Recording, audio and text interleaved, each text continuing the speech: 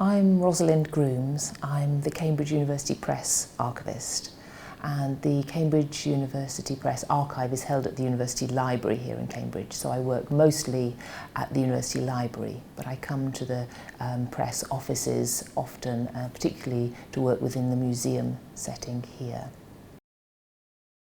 So this is our publishing cabinet in the museum here in the University Printing House, and it tells different stories from our publishing history. And this corner is dedicated to the Encyclopaedia Britannica and Ernest Shackleton's Imperial Transantarctic Expedition of 1914 to 17. So we have one volume for the letter P for polar regions in this display cabinet. We also have some printed facsimiles of a photograph from the Cambridge University Press sales catalogue for the Encyclopaedia Britannica, and a lovely facsimile of an advert for sales. When in doubt, look it up in the Encyclopaedia Britannica, which I always think is fun, and different use of the display cabinet from the exhibitions. And then this is a facsimile of the photograph that really started our interest in the story, with the 11th edition Encyclopaedia Britannica on the shelves of Sir Ernest Shackleton's cabin on his way south to the Weddell Sea on his attempt to cross the Antarctic continent.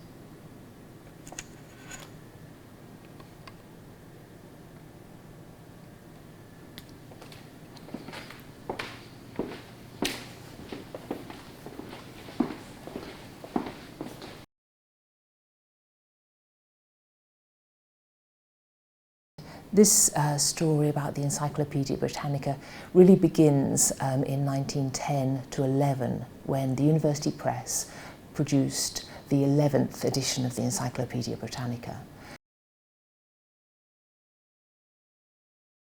So it was a complete revision of the 10th edition that had very large volumes. So the 11th edition was intended to be a slender edition printed on India paper, which is very thin. The press had years of experience publishing Bibles on this thin India paper, which has clarity of text but very little show through, so you can put a lot of text on one page, but then the reader isn't influenced by any text showing through.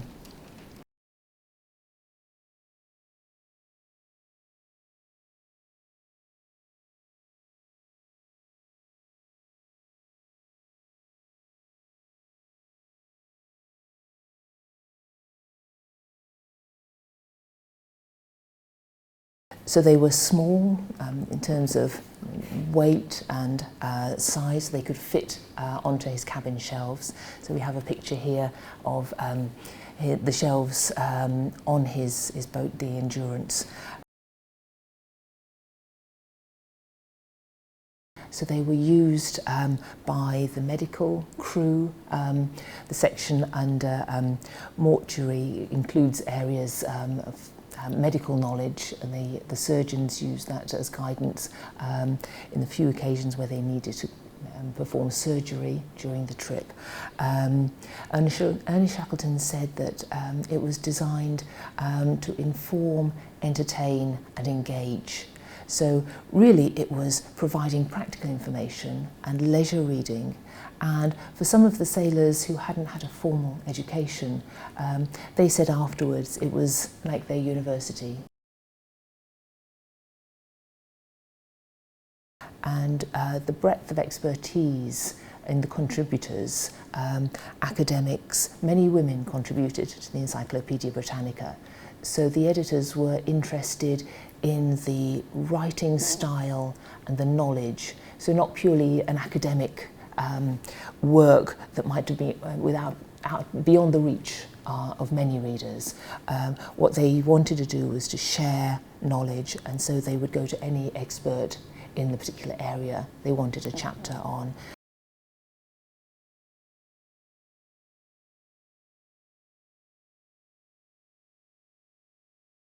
There was just so much information packed in here for long, Arctic nights, to keep people entertained, providing word games, puzzles. There were evening entertainments on board as well. So the encyclopedia was often used as a springboard for evening talks, to keep the men on board, just as entertainment, great reading, really, to keep them busy. And then the importance of the encyclopedia to Ernest Shackelton, and really as an aspect of his leadership, keeping his men physically and mentally engaged in these physically arduous expeditions, especially when they did enter the winter with constant darkness. These volumes were taken on every step of his subsequent journey, so not only on board the Endurance and also on the Aurora, but as far as the Endurance expedition goes, when the Endurance was trapped in the sea ice and was being broken up by the force of the ice crushing the hull, he made sure that the volumes of the encyclopedia were taken from his cabin to the first camp, which was called Dump Camp, which was literally taking as much as they could from the ship, which was caught in the ice, going to sink, took everything off just onto the ice. They took all of the volumes. And then as they realised that Dump Camp was not going to be a long-term camp, as it became evident that they really had to work for their own survival, they created Ocean Camp on a more stable flow of ice. And again, all of the volumes were taken to Ocean Camp for keeping the morale high, and as I said before, also the practical information that it would provide. And then on the incredibly arduous journey in the boats across to Elephant Island, as the ice began to break up and Ocean Camp was becoming more and more precarious, and then they moved to Patience Camp whilst they were waiting for the ice flow finally to break from within, beneath their tents.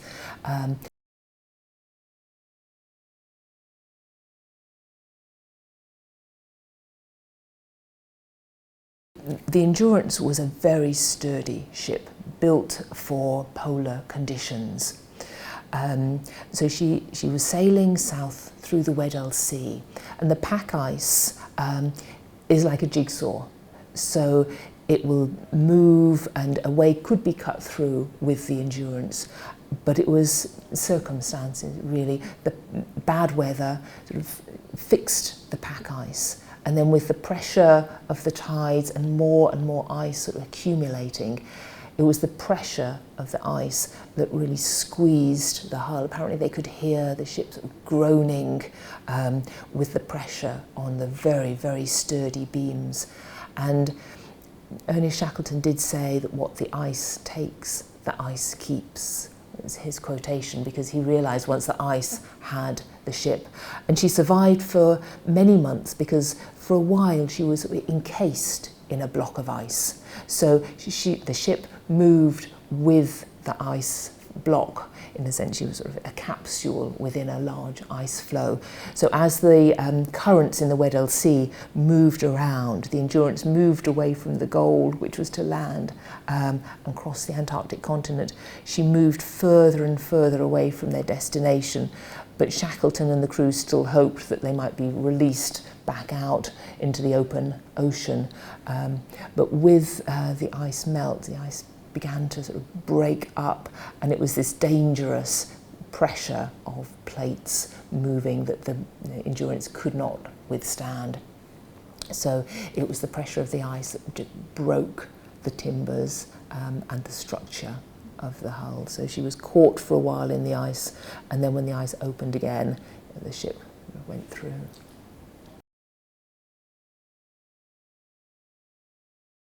Again, Shackelton took volumes of the Encyclopaedia Britannica on these small boats, along with the essential food supplies and anything they might need for the final stages of their journey onto Elephant Island.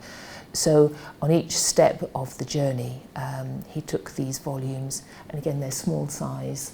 the thin paper, but the quality of the paper, they could withstand great hardships. He took them, so they became on Elephant Island really integral to the survival of the men who waited on Elephant Island whilst Ernest Shackelton and his small group of people went in the boat trying to sail to South Georgia to go to get help for the men who were marooned on Elephant Island.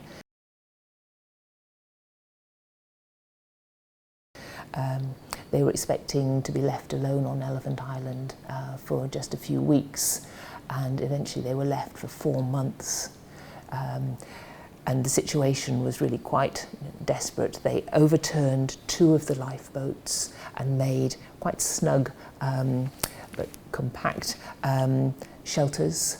So they raised the overturned hulls on stones and made bunks inside as shelter.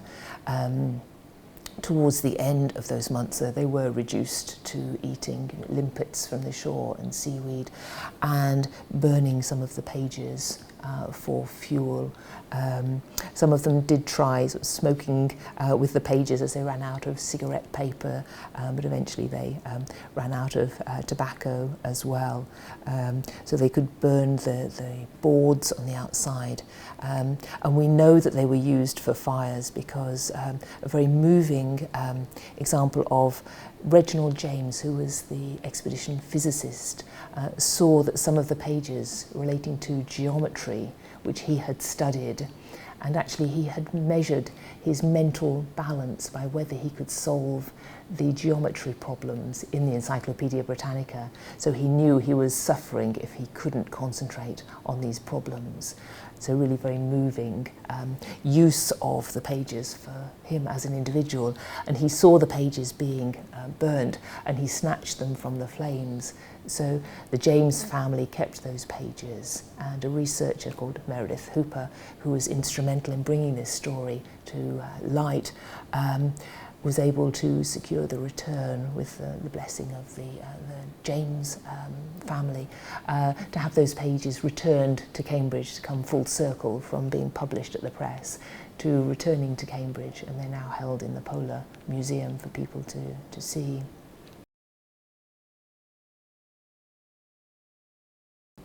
Crossing the Antarctic continent was the last great polar prize. This is often called the heroic age of Antarctic exploration. To reach the South Pole, that had been achieved by Roald Amundsen. So this was a challenge to be the first, and the first was to cross the Antarctic continent on foot using sledges and dogs. And the idea was that they would walk to the South Pole, and then they would have enough supplies to get to the South Pole point. Then they had agreed coordinates for the first food dump with the crew that were waiting on the opposite side of the Antarctic continent. So they had the coordinates for the first dump, and then that food cache or dump would then have coordinates for the next one, and that would have coordinates for the next one. So step by step they would have enough food to reach the opposite side of the Antarctic continent. So there were 2 sides of the party, both supporting this attempt to cross the continent.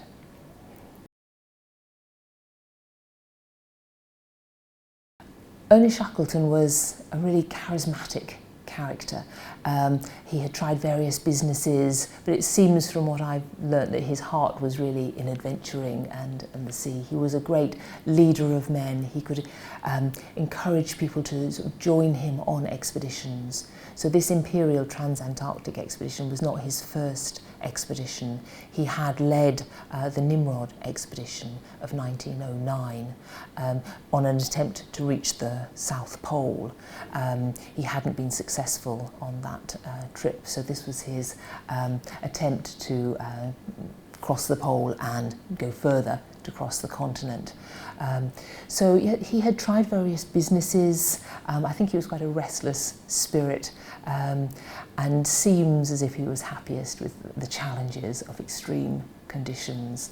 He was a great fundraiser, so for these expeditions he used his charisma and his connections and his family's connections to encourage people to sponsor a very expensive expedition, which is why his rescue boats were named after 3 of the main patrons of the expedition, partly in their honour, and they gained far more fame than they might have realised, because it was those lifeboats that saved the lives of the men.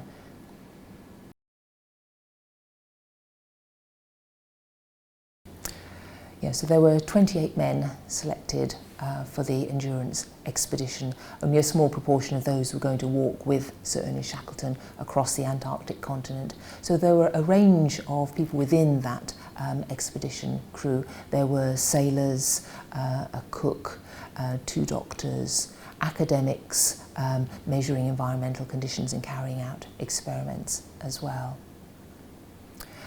And all of the men survived on the Endurance expedition. It really was a great feat of their strength, their resourcefulness, and Ernest Shackleton's leadership, that they all survived. So the men survived on Elephant Island under the leadership of Frank Wild. They were able to feed themselves and create fires for warmth, so they managed to keep themselves together as a group.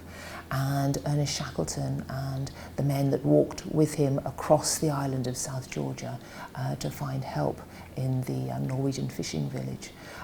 They all survived despite the treacherous climbing of mountains and the possibility of ravines opening in the ice. So they also survived the perilous journey over to South Georgia, and then the cross-land expedition to find help. And then they had to wait for a while for ships to really go back to Elephant Island. But again, very moving that it took a long time for Ernest Shackleton to come and rescue the men on Elephant Island, because the weather conditions were not prevailing. The ships were whaling ships on South Georgia. They weren't designed for breaking the ice. So it was a really difficult time for Ernest Shackleton, who had to go across to Buenos Aires and have assistance from the government there to find a ship that could get through the ice, and they had to wait for a window of weather, good weather, and then they had a very short time for the Yelko to get close enough to land for small craft to go from the rescue boat onto shore, grab the men and get them back as quickly as possible before the sea ice closed again. So really a dramatic rescue. It took a long time, but then at the final moment, apparently it was very quick. So Ernest Shackleton didn't ever have a tour of their camp that they had established in his absence. They just had to leave as quickly as possible in case the weather turned again on them. But Ernest Shackleton recalls that when he first stood up in the landing craft, he called the question, "All well?" And the reply was, "All well." So, you can hardly imagine the relief that must have been for him. So I think really that's the amazing story of the Encyclopaedia.